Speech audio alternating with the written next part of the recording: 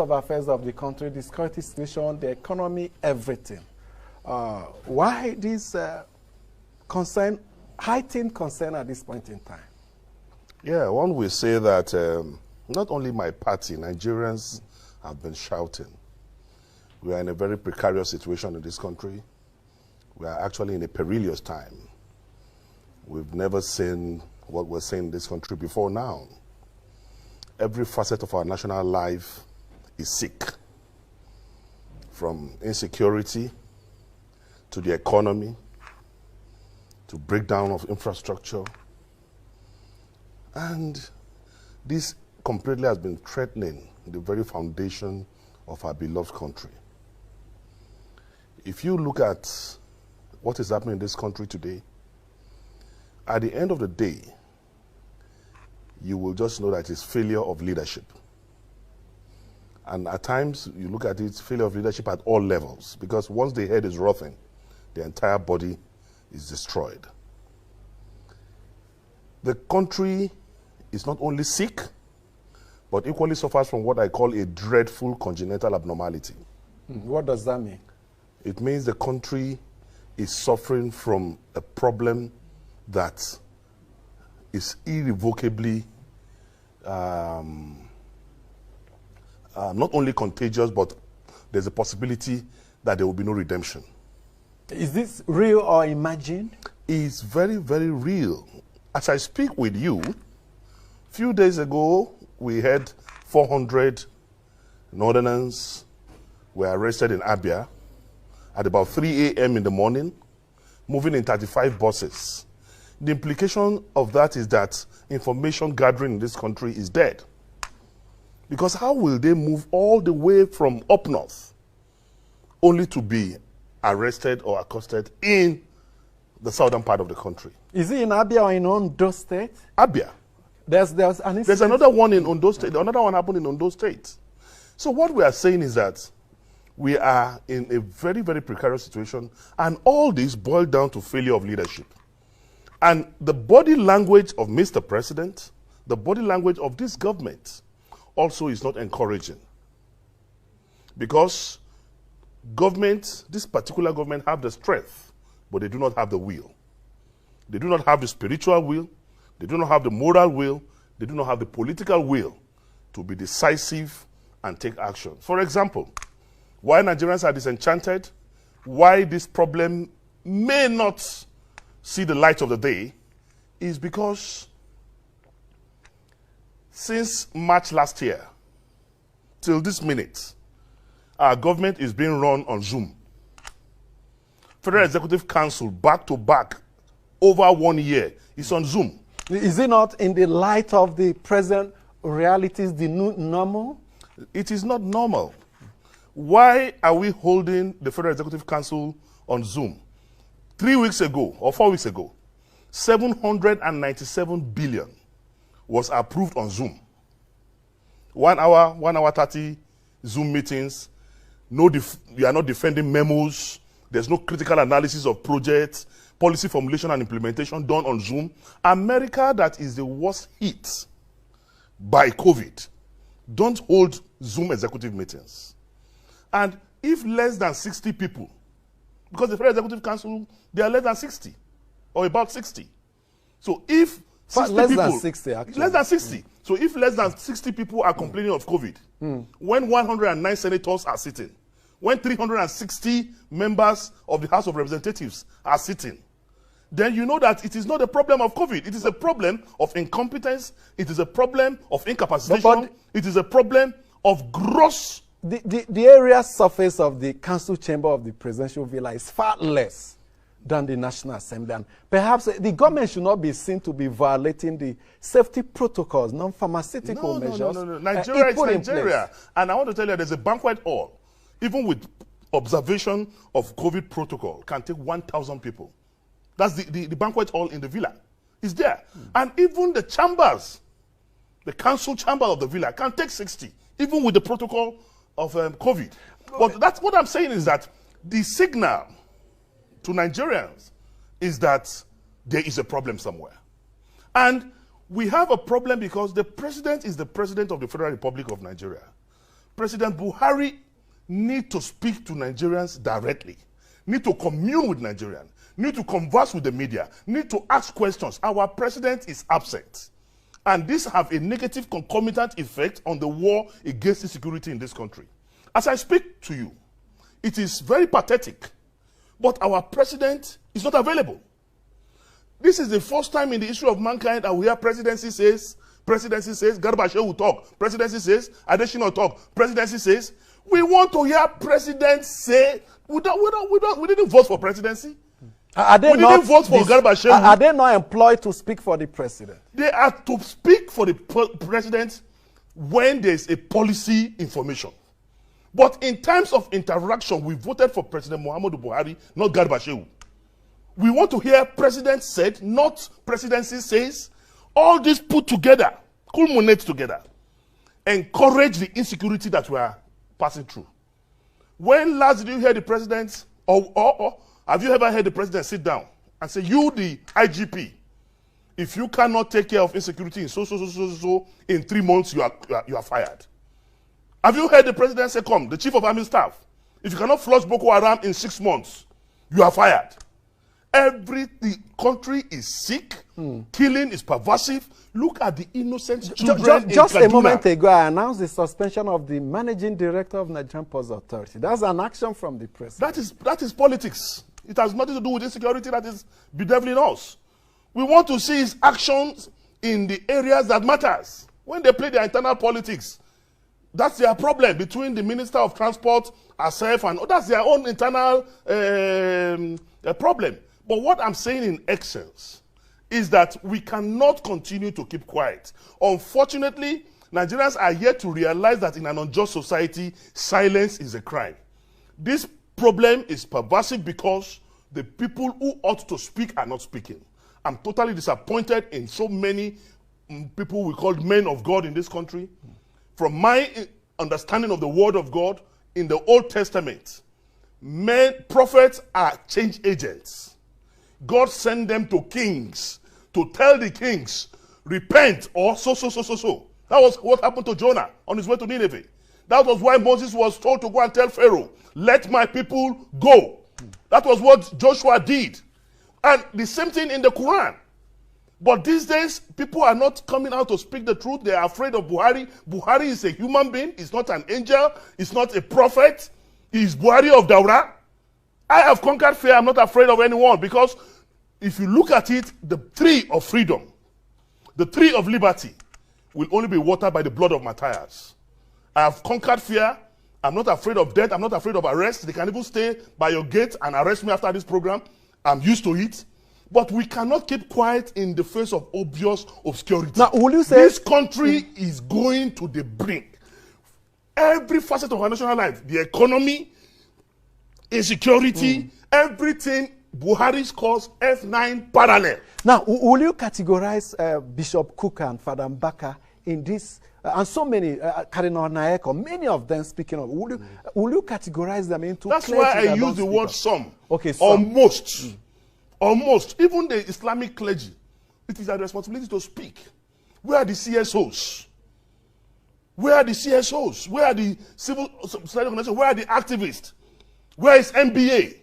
Perhaps they didn't interpret the reality, the situation, the same way you have. Perhaps they could believe that things We are are normal. all Nigerians. The people being killed are our brothers, our sisters, our nephews. Now you heard what is happening in Abuja here. How can individuals be the ones citing either Boko Haram or bandits in Kuje and other outskirts of the town when we have security agencies? Is that not a misnomer? Does it not show that something is wrong? And all this I am still telling you boils down to leadership failure.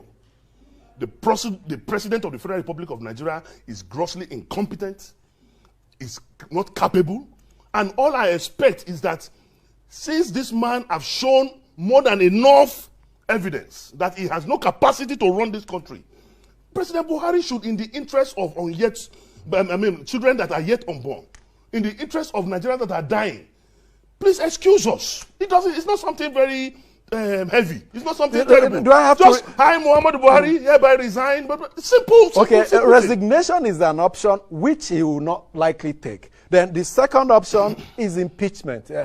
Just 2 days ago, the APC caucus in the National Assembly responded to the issues raised by your party's caucus, saying they stand with this president. Nothing will happen to this president, and this president will not be impeached. Of course, you know they have the numbers. It is expected they will speak like that, because the both chambers of National Assembly, the leadership of the both chambers of National Assembly is a creation of the villa.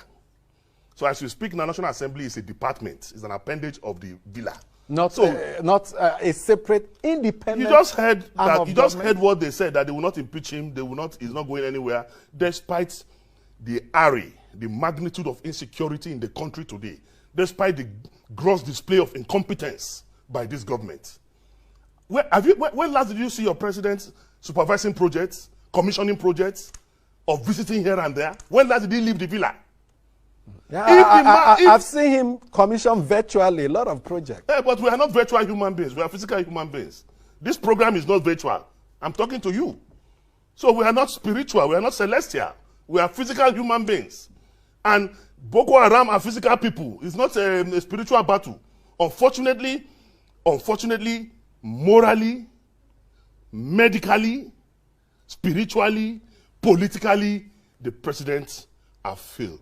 And there is no other door to drop all this, because he swore, had the Quran on his left hand, had the Constitution of the Federal Republic on his right hand, and he promised to defend the Constitution of the Federal Republic of Nigeria. And chapter 2 of that Constitution is the most potent part of that Constitution that says that the security and the welfare of the people shall be the primary occupation of government.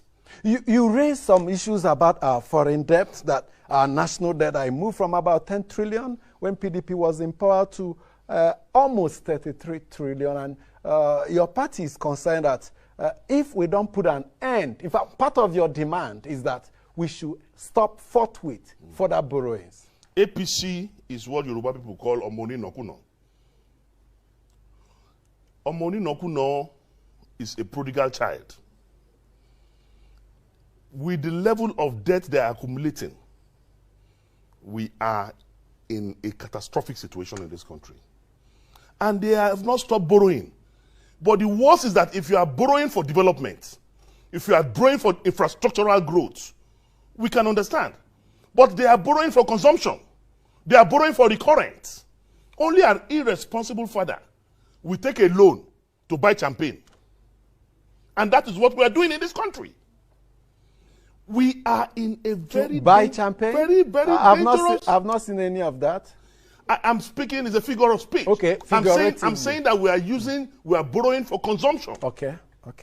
Show me all these borrowings all over the years. What tangible thing have come out of it?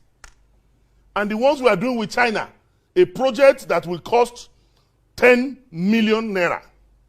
You go and say China is bringing, China will look at it, assess it, and say it's 100 million. That's what is happening. Nigeria will sign, say you, Nigeria, bring 10 million as counterpart your funding. And that 10 million Nigeria is bringing is what is enough to do the job. Now, then you will now owe them. This is a huge allegation. It's not a huge allegation, and I can buttress it. I can prove it.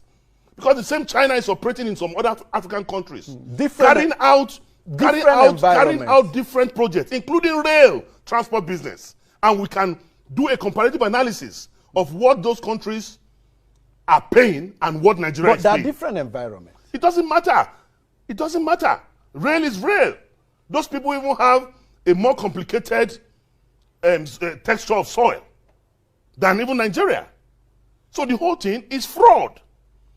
Instead of having democracy in this country as government of the people, by the people, and for the people, in this APC government, what we have is greediocracy. Government of the greedy, by the greedy, and for the greedy. For example, look at my states. Kidnapping every day. I was on TV the other day, I saw my governor told a compound lie that the kidnap of one of the local government chairmen did not happen in Kogi State. Something that happened in Kogi State.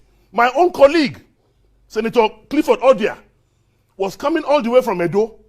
Within a space of 1 hour in Kogi State, he got attacked twice. even with his mobile policemen around him. 3 of them were hospitalized. He got attacked between Okene and Lokoja. He got attacked again between Lokoja and Abaji on the same trip. That's to tell you the magnitude of insecurity we have in this country today. And people are afraid. I don't know why.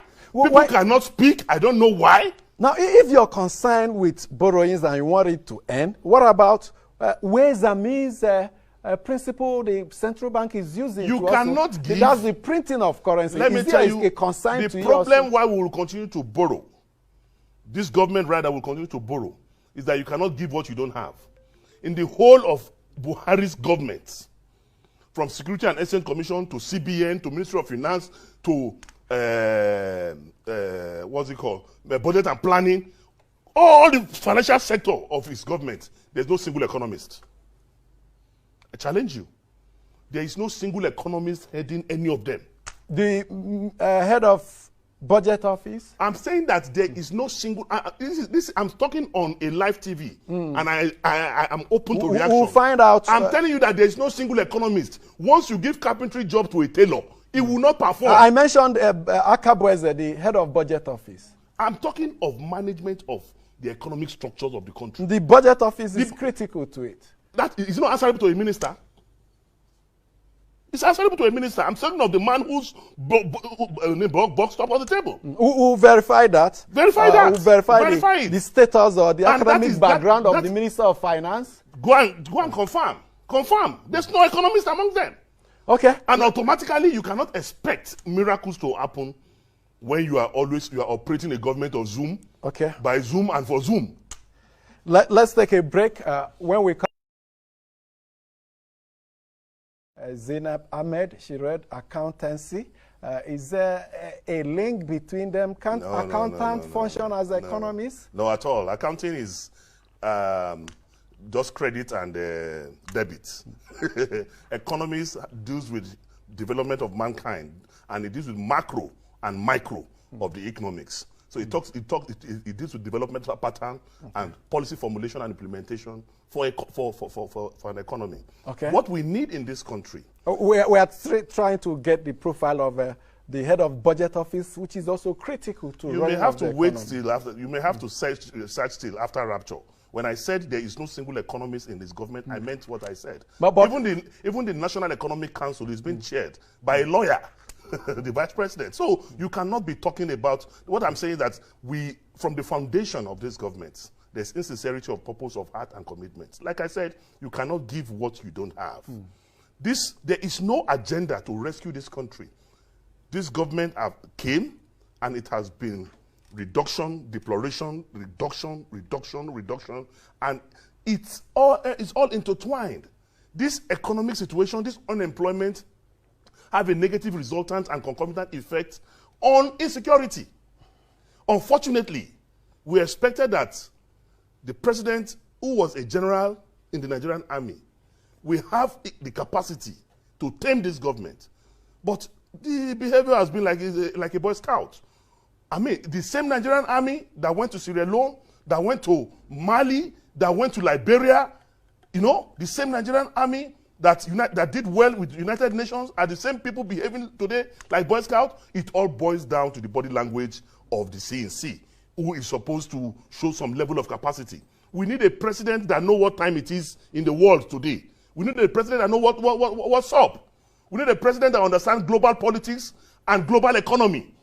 We need a president who will sit down and put square pegs in square holes. But in this country, with the way things are being run, automatically, we cannot, the president should just excuse Nigerians. We cannot continue like this. And we have to say it the way it is, not minding who's all this guard. Nigerians must come out through civil means and react to this level of insecurity. Look at children being killed, kidnapping everywhere, insecurity everywhere. And there's no, if there is hope. Just over last few days, the president held continuous for several days meetings with the National Security Council. Does it not suggest it has been like that over, a president who is committed towards having a firm grip of it has been like that over 5 years. And once they finish the meeting, somebody come and address the media in front of the villa, president. That is, for me, it has become a pattern. has become a routine. What is the effect of those meetings? We are not seeing it. It took fire and brimstone. The president reinforced failure when the service chiefs failed in this country. When a coach fielded a particular players for 20 matches and there's no goal, and you continue to field the same player, then automatically you are sick. You are not okay. Then you are reinforcing failure in the words of Olusegun Obasanjo. We must move from this dead application of power by the APC. But I'm not surprised because it's not a political party. It's not a political party. You were part of behaving. You were with them for a long time. Yeah, not for a long time. Once I was blind, now I can see. All things have passed away. I cannot continue to be in an NGO because as I speak to you, APC have no elected national executive officers. So they are not a political party. APC cannot hold convention. They postponed their convention twice.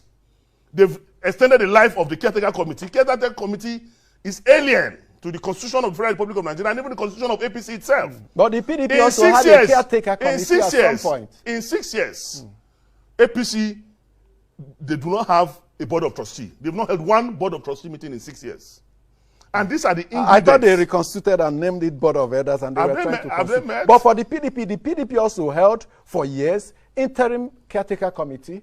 Every party have a crisis period, but you must be able to manage it and come out of it. Their own have lingered for how long?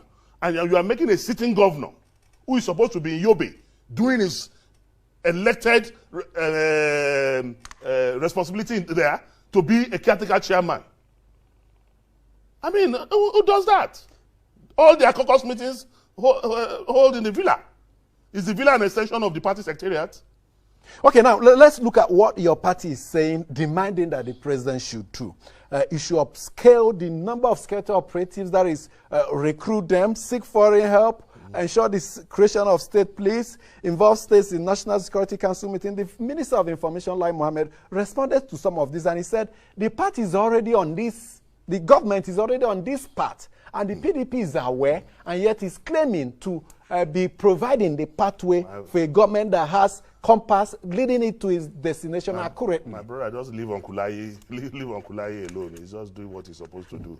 You know, it's my uncle, so I would not want to. But just leave. Okay. They have no capacity. But on the issues, the APC have no capacity to even do the things that PDP is asking for. We will speak as PDP to say do A, B, and C, but they lack total capacity to do what. Who will implement all this? Is it the same Minister of Defense who is already crying foul that there's blood all over the streets of Nigeria? Who? You cannot give what you don't have. These ministers in power, presently in the Buhari administration, who have no voice, they are the ones who will do what? The solution to this problem is simple. Either the National Assembly become born again and impeach the president, or the president agree that he is medically, physically, and politically incapacitated, and then hand in the towel. Then we can now begin to rejig this country. We can now begin to work on the security architecture of this country. We can now begin to say, okay, let's even hold a national conference or something to create a way for us to get out of this insecurity problem. You're talking of national conference, and the presidency said some people are planning some conference where vote of no confidence will be passed on the president and cause social upheaval and link to the overthrow of the government. We don't need a conference to pass vote of no confidence. I'm in AIT here. I'm passing a vote of no confidence on Muhammadu Buhari, President of the Federal Republic of Nigeria. Take your microphone and go to the market space. Go to motor parks and interview common men and women on the streets. They will tell you they've already passed vote of no confidence on this government. Even God has passed a vote of no confidence on Nigeria. Until we change this leadership, inept leadership that does not have the consciousness of... The president is aloof. The president is not with us. Unfortunately, he's absent. Unfortunately, he has not joined our ancestors. He's in transition. We cannot see him. Everybody. We cannot see You him. and I, we are in transition. No, I'm not in transition in that regard. We are all in transition. No, I'm not in transition in that Nobody knows when it will be. But your party also promised to help the APC come out of this quagmire. In what ways? That's what they have done. That's what they have done by advising Mr. President. And it didn't start today. Every time we have our next meeting, Secondus, the national chairman the capable chairman of our party, always give the president advice and give hints. Atiku Abubakar always give hints and advice to Mr. President. Even me, Dino melaye, many times I came up with one or two advice, but this government is deaf and dumb. They will not hear. So the best thing is that they should excuse us. We cannot continue to see blood all over the place. Maybe he's not even aware. People should go and tell him that Nigerians are dying. Children are dying. Women are dying. There is nowhere in Nigeria that is safe. Abuja, that we are calling seat of power, they are going to run us over very soon if we are not careful. Already they have taken over the surrounding of this town. Niger State, just 1 hour away, their flag is already in one of the communities in Niger State. How can we keep quiet in the face of obvious obscurity because people are afraid? What are we afraid of? When death is inevitable, it's better some of us die to lay the sacrifice for the redemption of this country from these economic cankerworms and financial scavengers. We cannot continue to keep quiet like this. It's not possible. Nigerians must wake up from their slumber, must come out of their cocoon. We must speak the truth to power. We cannot continue to keep quiet when we have a president that is aloof, a president that will not talk. Who do we blame if not the president? Now, because if everything goes well, we will give him the credit. Now, let's talk on the solutions. To what extent will state police help to solve this? And how soon can we enshrine it in our statute? To a great extent, it will solve the problem. But this government will not establish state police. It's still the same problem. Look at our elections. In the 8th National Assembly, we passed the amendment to the Electoral Act. The president refused to sign. Now, the National Assembly said they will pass it in February, they will pass it in April, extended it to June. They are not going to do it. You're certain about it? I'm telling you, if we do not have a credible electioneering process that will bring up authentic, progressive, intellectually mobile characters in all our elective positions, then where are we going to? Why would the National Assembly not see through the process of amending? What are they even waiting for till now that they've not passed it? They've held public hearings, both chambers, both committees on the Electoral Act. In fact, in December, January, they sat in a hotel in Abuja and harmonized. What makes you reach that conclusion that all the energy they put in... Because the leadership of the National Assembly as presently constituted, I said, is an appendage of the villa. If they finish, they will still take it to the villa.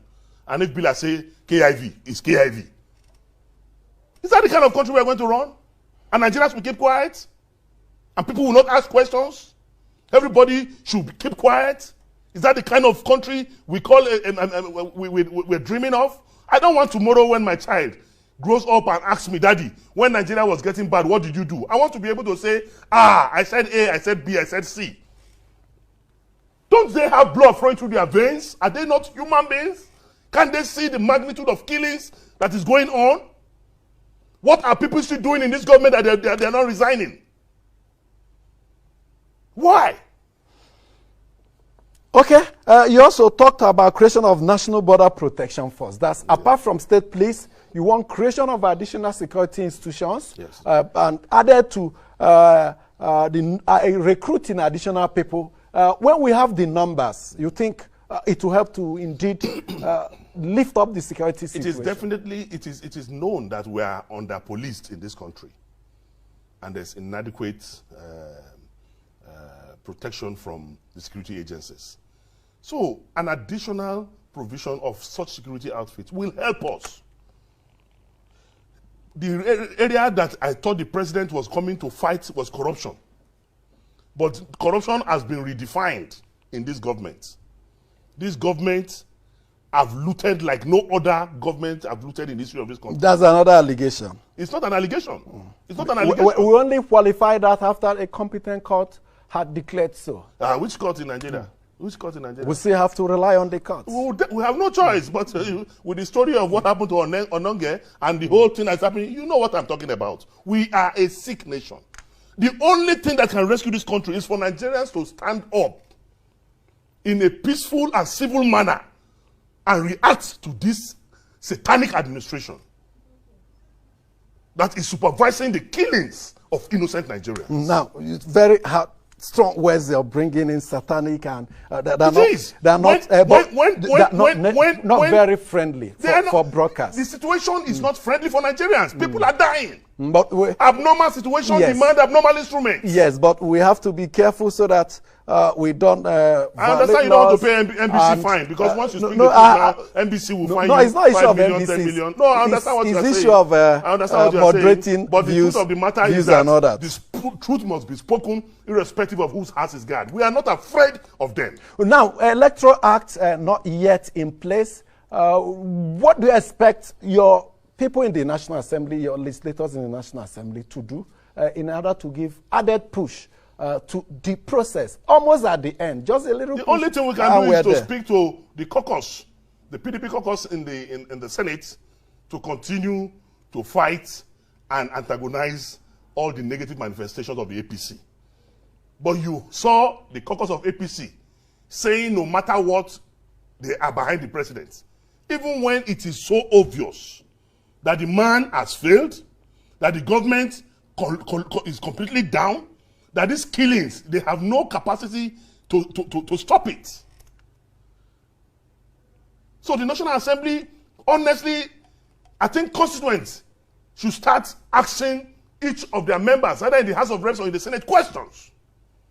Because things cannot be this bad. And some people are still saying, say Baba. Which Baba? With the way Nigeria is going now, some people will still be saying that they will not impeach, they will not question, they will not, then they are our problem. How is your party preparing for that 2023 elections? We don't even need to prepare anything. It is not obvious. When in 2014, 2015, a bag of rice was 7,500, today it's 25,000. I used to fly economy to Lagos, 23,000, today it's 70,000. So what are we preparing for? I used to go to Meshai, 15 naira, I take Indomie, egg, and tea. Today, I can't do that again. So, already campaign itself now. It's already obvious. Nigerians are disconnected from APC. APC came to destroy this country. And we were scammed. I apologize to God Almighty, and I apologize to Nigerians for ever supporting President Buhari. Buhari scammed me. I was scammed. Is it? No, now, that Buhari scammed me, that's another strong whether you voluntarily. I was the MC of his campaign in all the 36 states. A voluntary action. All the 36 states of this federation. Because I respected the words of an elder that I am going to stop corruption. Was a voluntary. I am going to stop corruption. It was based on a promise he made. Did you take the action when you in your younger days? How do you mean? I mean, when you were quite young. What was it now? Are you regretting now that you have matured and all that? It's not a matter of maturity. It is a matter of trusting an elder. An elder says, come, I'm not happy. And where he got me was when he wept. So that's why I'm not perturbed with smart Adeyemi's crying. Because crying is now a strategy to get people to believe what you are trying to sell. When Buhari cried, I said, hey, chai, see Baba, see old man, they cry. This man must mean well for this country. And when they tried to assassinate him, and the way he said he's a general, he can tame insecurity, the issue of Boko Haram and the missing girls at that time, I believed him. Not knowing that I was scammed. Why I asked whether it was while you were young and you were a teenager, because the Minister of Communications and Digital Technology renounced some of his beliefs and said and statements he did it when he was quite young. Is that the same with you? Anybody who is 14 and above is conscious of his pronouncement and what he's doing. And this one I'm talking about 5 years ago. I cannot be a teenager 5 years or 6 years ago. I'm saying that I was scammed because I was led to believe that this man meant well for this country and he has the capacity and capability to carry us out of the woods. That doesn't sound scam. You were convinced. It's scam. When you tell somebody what you don't mean, when you lure people to go into a project that you know scam is deceptive so ammunition. many people had that conviction and went in. It's far from being Many of us went scammed. and many of us are out. If we were, I'm repeating again that we were scammed. It's one of the greatest con that came out of Africa. But we believe you had that conviction as a full adult, just like 6 years or so ago. But like you said, you have the right to change your mind, and you have done it. We have to thank you so much, Senator Dino Melaye, for coming up in strong defense of your party's position as far as the state of the PDP is the way.